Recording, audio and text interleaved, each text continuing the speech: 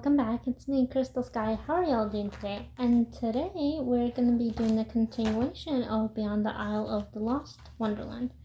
Last time we read page 11 to page 20. Today we're going to be reading page 21 to page 30. Enjoy! Now, the most popular teacher at school, unlike his father, he was grounded, thoughtful, and caring.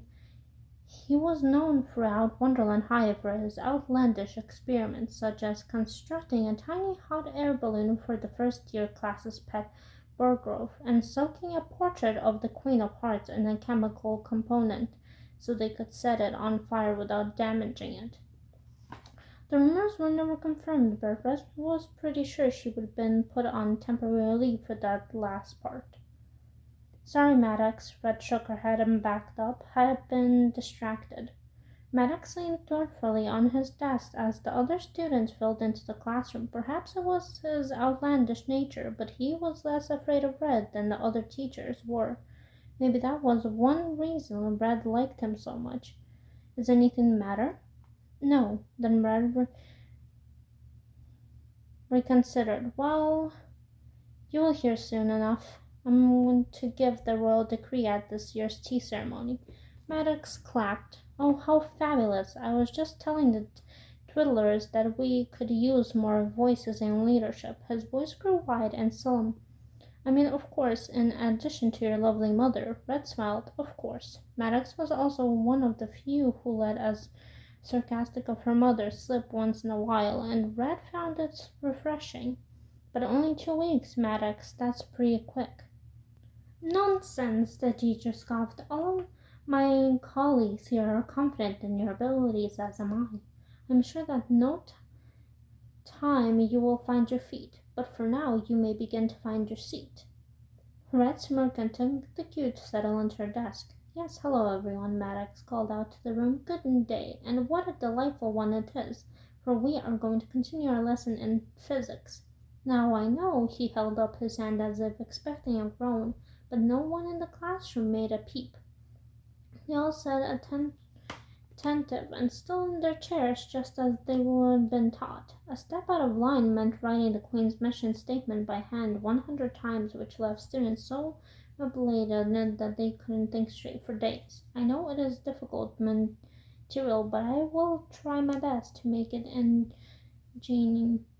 Maddox paused, dafting his top hat and shaking his purple hair. Now wait a minute. There is something else I was supposed to do. What is it? Red glanced in the corner next to the checkerboard and nearly jumped out of the seat. There was a boy there, tall and lanky, with a pop of brown hair and the whitest grin she would ever seen. Sure, Red has been distracted when she came into the classroom, but she left certain she hadn't been there before. Maddox seemed to catch sight of the newcomer at the same time Red did. Oh, the teacher explained. I didn't see you there, young man. Come over here where we can see you. The boy slinked toward the front of the classroom with his hands on his pockets, the same cat-like smile on his face. Oh yes, Maddox said. Everyone, this is Chester, a new student at Wonderland High. I trust you will all give him a hearty welcome. At the teacher's nod, the class broke into polite applauses. Red followed suit, nothing with curiosity. The air that Chester had about him. He flinched. He smirked at Maddox's bored congestions. These weren't things a typical well-behaved teenager of Wonderland would do. Now let's see, Maddox continued. Red, could you mind being Chester's lab partner today and showing him around? Yes, just take a seat over there, Chester. She's the girl. I think I can guess, Chester said, nodding at the bright red of Red's hair. Unless I'm mistaken, your name is, what, Blue? A surprised snore sounded from one of the students, and it was quickly snuffled. Red's eyebrows shot up as Chester took a seat, then in spite of herself she laughed. Would you believe me if I told you my mother was considering the name Alice? Absolutely not, Chester said. All right, Maddox said. Now let's turn our attention to the physical of changing size. As good a teacher as Maddox was, his warning rang true. The lesson was difficult. Red hardly had time to notice the new kid sitting next to her, follow the focus she needed to keep up with the theories of how to make things giant or muscular. In the last quarter hour of class, Maddox handed out worksheets for each pair to muddle through together. Phew, Chester said, bringing the paper closer then further away from his face, as if he was trying to get his eyes to focus. This is a bit more intense than my usual studies. Yeah, Red said. She eyed him with interest, but didn't want to appear overly invested. Where did you go before Wonderland High? Homeschool, Chester grinned. We used to be over in the caterpillar bush, but we just moved here because my dad was transferred to Kingdom Work. Thought I would give this place a try. That's pretty far, all the way on the other side of Wonderland, Red gasped. That Chester move must have been for official business, for while the Queen ruled all of Wonderland with an iron fist, her domain near the castle was the capital of the kingdom, and heavily regarded travel between the various regions of Wonderland was discovered. Aged and guards patrolled the capital borders day and night to screen the business of anyone coming in or out. The boy nodded. Sometimes I forget how big Wonderland is, since I haven't gotten to see very much of it. We have to get written permission and everything. I was curious to see whether things were any different over here, but it seems not. Brett wrote it and drank me for one of the answers, and wondered if she caught his drift. Different how? Chester shrugged. Our town was run like clockwork. Everyone up at the same time each morning, everyone with their designed roles and performing them without question, but I guess he glanced around the classroom, which was quiet save for the furious scrambling of pencils and the strained murmurs of each partner pair. Red sensed that while Maddox's class was a student favorite, the material also frustrated her peers to no end.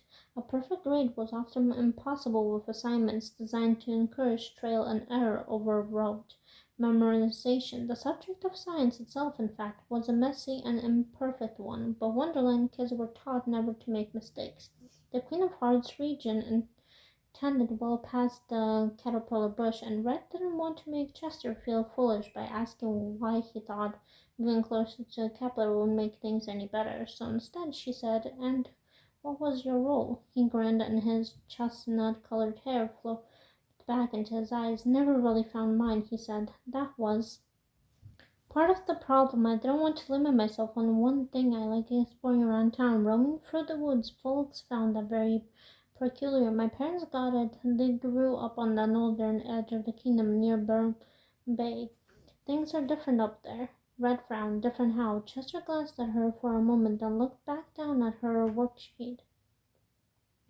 "Just different. I only know what they told me," he shrugged. "But anyway, the caterpillar folks never liked us too much." Red watched him carefully, wondering if there was something he was holding back. "But at least," she said, "that's unfortunate." "Unfortunate that they didn't like me, or that I couldn't find my role?" "Both, I guess. Everyone has a purpose to serve. And what's yours, then, Red Scar?" Chester said with some indication. Red's fingers tightened in a fist around her pencil. "Well, for starters, I'm the Queen's daughter."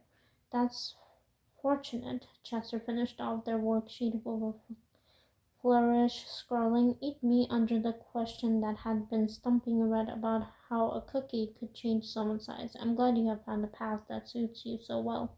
Red opened her mouth, but before she could respond, Maddox clapped again.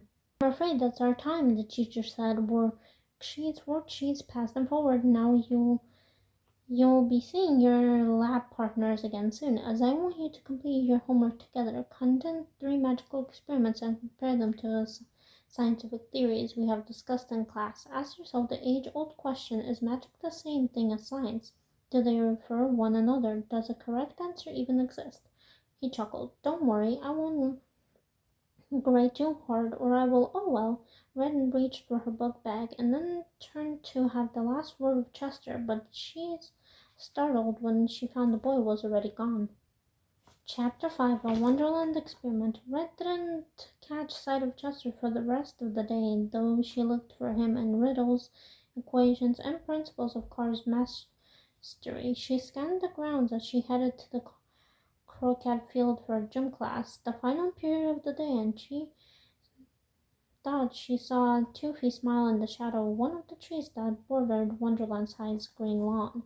But when she looked closer, nothing was there. Red was gathering her things after school and wondering how she was supposed to do Maddox's project when Chester appeared on the other side of her locker door. Hearts, Red exclaimed. Do you really need to sneak up on people like that? Sorry, Chester grinned. Bad habit. Are you ready to do this project? Red huffed her book bag over her shoulder. Are you? I couldn't figure out where you would disappear to all day. You want to do a run of the mill magic or potions? Chester asked. Red frowned, then she said distantly potions. Good. Chester began to stroll in the direction of Maddox's lab room, hands in his pocket. Our schedule didn't quite line up, he said, explaining his absence, but I do have a tendency to slip away.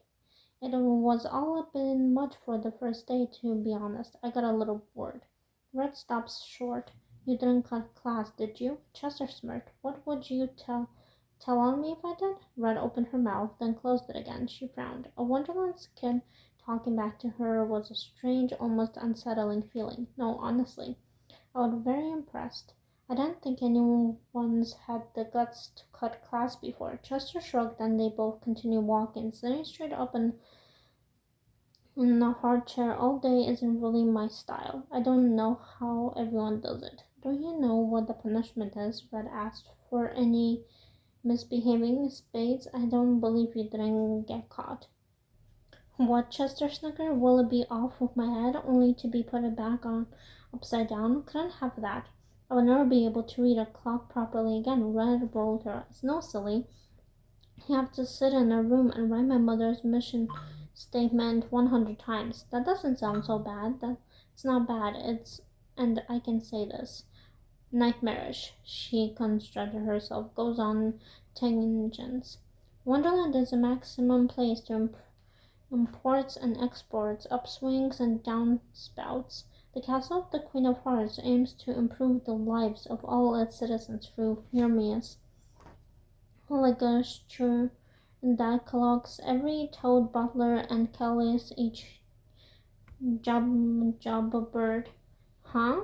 Red shook her head, feeling an ache coming on just thinking about it. It's complicated nonsense, enough to tie anyone's brain in knots. If you have committed a really serious offense, you have to write an essay about what it means along with all the representation. I think I can handle a little pinship. You will see about that, Red grumbled. She'll never experience such a form of discipline herself, but she knew better than anyone how frustrating the Queen's words could be. She actually lived with the Queen. They reached the classroom and Chester held the door for her. Maddox left the space open as a way to encourage. So guys, that is everything for today. That was page 21 to page 30. I hope you guys enjoyed today's reading, and I'll see you guys all next time. And before I actually go, I forgot to add, if you guys caught any hints from the actual Descendants movie in today's chapter, let me know. Or as I said in my last video, if you want, keep it to yourself. See you guys next time.